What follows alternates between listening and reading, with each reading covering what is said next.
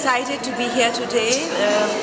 What the Material Technology Unit is doing by bringing together students from high schools and bringing them to real laboratories where they're conducting experiments, learning about problem solving, critical thinking.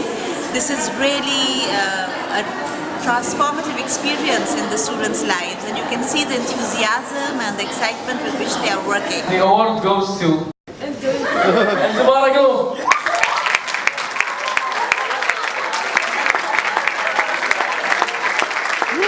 I wish other countries could learn from this experience, and we hope we can share the Al Baraik program with other countries